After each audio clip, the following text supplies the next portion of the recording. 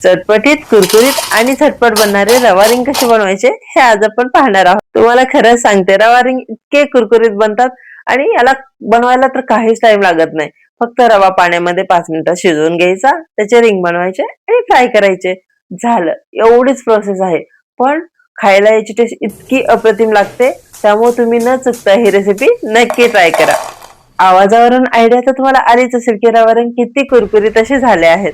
रवा रिंगचं तुम्ही एकदा बनवलं तर हे दिवसभर असेच कुरकुरीत राहतात, बिलकुल पण मऊ होत नाहीत. हे इतके झटपट बनतात, तेवढेच लवकर फस्ट पण होतात. लहानांपासून मोठ्यांपर्यंत सर्वांना आवडेल अशी ही आजची रेसिपी आहे. आणि विशेष म्हणजे आपल्या मराठी प्लॅटफॉर्मवरती ही रेसिपी तुम्हाला शोधूनही सापडणार नाही. त्यामुळे विचार केला की सर्वात पहिल्यांदा ही रेसिपी तुमच्यासोबत शेअर करावी, जेणेकरून आपल्या जिवलग माणसांपर्यंत ही रेसिपी पोहोचली पाहिजे. रवा रिंग बनवण्यासाठी इथे पॅन मध्ये 2 कप पाणी घालून घेऊ. रवा शिजवत असताना एक गोष्ट लक्षात ठेवा, अशा पद्धतीने पसरटाच भांडे घ्यायचे. यामुळे काय होते, रव्याच्या बिलकुल पण गुठळ्या तयार नाहीत होत. आता यामध्ये चवीनुसार मीठ घालायचे. मीठ पाण्यामध्ये विरघळून घेऊ. आता यामध्ये 1 चमचा रेड चिली फ्लेक्स असतात ना, ते घालून घेऊ. हे मार्केटमध्ये इझिली अवेलेबल असतात, किंवा पिझ्झा जर तुम्ही ऑर्डर केला तर त्यासोबत छोटे छोटे पॅक भेटतात रेड चिली फ्लेक्सचे आणि ऑर्गॅनोचं. तुम्ही त्यामधील एखाद्या जरी पुडी यामध्ये घालून घेतली तरी चालेल. तसेच आता यामध्ये 1 कप आपल्याला रवा घालून घ्यायचा आहे. इथे रवा घेताना जो अगदी बारीक रवा असतो ना, तोच घ्यायचा आहे. रवा आपल्याला पाण्यामध्ये जास्त वेळ शिजवायचा पण नाही, फक्त याचा गोळा तयार होईल इतपतच आपल्याला शिजवून घ्यायचा आहे.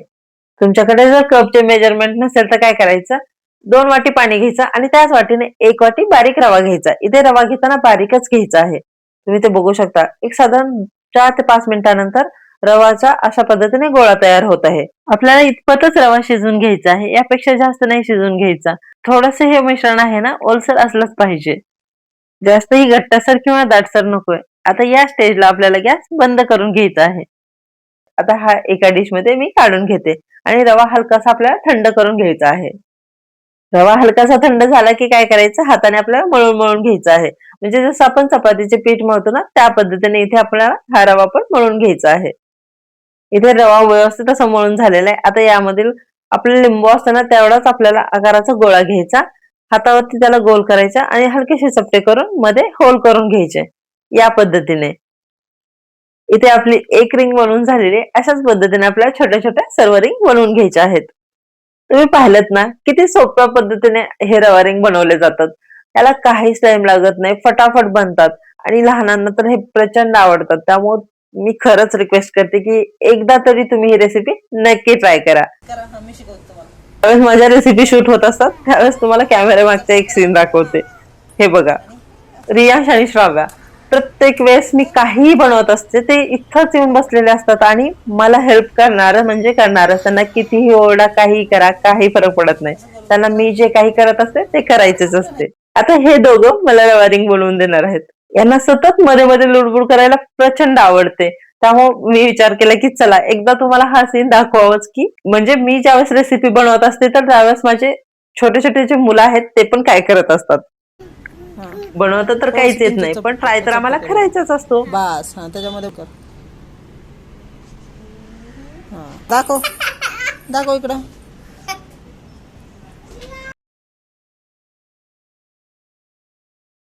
इथे रवा रिंग्स बनवून झालेले आहेत. आता हे फ्राय करून घेऊ. फ्राय करत असताना तुम्हाला एक टिप सांगते. रव्याचे कुठलेही पदार्थ असू द्या, मेदू वडा, वडा किंवा रिंग्स असू द्या, तेल आहे ते खूप कडकडीत गरम असायला पाहिजे. म्हणजे धूर येईल इथपर्यंत पण नाही, पण कोमट पण नकोय, कडकडीत गरम असले पाहिजे. त्यावेळेस जे रव्याचे पदार्थ असतात ते कुरकुरीत होतात. ही टिप्स तुम्ही इथे लक्षात ठेवा. एक एक करून आपल्याला यामध्ये सर्व रिंग घालून घ्यायच्या. एक साधारण 1 ते 2 मिनिटापर्यंत एका साईडने फ्राय होऊ द्यायचे आणि नंतरच पलटून दुसऱ्या साईडने पण आपल्याला रिंग्स आहेत ते फ्राय करून घ्यायचे आहेत. रिंग्स तळत असताना गॅस कुठेही कमी करायचा नाही किंवा मिडियम करायचं नाही, हाय हीटवरच तळून घ्यायचे.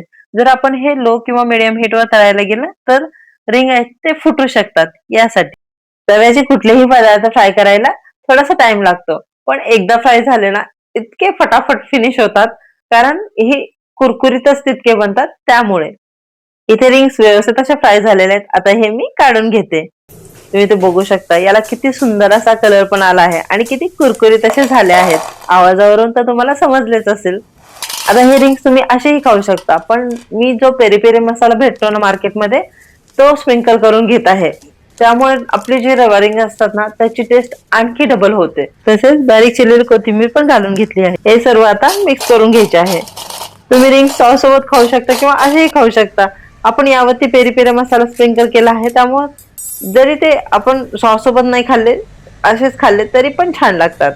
रवा रिंग्स आहेत ते दिवसभर असेच कुरकुरीत राहतात. तुम्ही स्नॅक्स म्हणून पण ही रेसिपी बनवू शकता. त्यामुळे तुम्ही ही रेसिपी न चुकता नक्की ट्राय करा आणि तुमच्या जर घरात लहान मुलं असतील तर त्यांना हे नक्की बनवून खाऊ घाला. त्यांना खूप आवडतील. तुम्हाला जर अशाच नवीन रेसिपी पाहायच्या असतील तर माझ्या युट्यूब चॅनल नक्की सबस्क्राईब करा आणि तुम्ही वेळात वेळ काढून माझा हा पूर्ण व्हिडिओ बघितल्याबद्दल तुमचे मनापासून आभार. चला तर मग भेटूया अशा छानशा नेक्स्ट रेसिपी मध्ये. तोपर्यंत धन्यवाद.